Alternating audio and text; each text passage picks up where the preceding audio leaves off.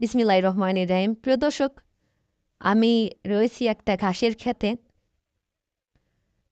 আপনারা অনেকে ঘাস চয়েস করেন যে আসলে কোন ঘাসটা লাগাবো, আপনারা বুঝে পারেন না। এজন্য আপনাদের মাঝে একটি ঘাস নিয়ে আসলাম।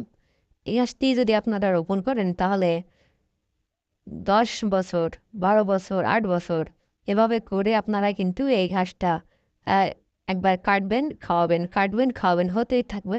এই ঘাসটা যদি আপনারা রোপণ করেন তাহলে আপনার গবাদি পশুরা এই ঘাসটা খেয়ে বেঁচে থাকতে পারবে। আর এই গাছটা খুবই প্রোটিনযুক্ত একটি গাছ এবং লম্বা হয়। আপনারা যদি এই গাছটা লাগান তাহলে অনেক উপকৃত হবেন। তো এই গাছটা হচ্ছে আপনার লাগানোর যে পদ্ধতি রয়েছে সেটা হচ্ছে এই গাছটার এই যে গোড়াটা দেখতে পাচ্ছেন, এই গাছটার যে গোড়াটা, এই গোড়াটা যখন বড় হয়ে যাবে, গোড়া দেখবেন যে শিকড়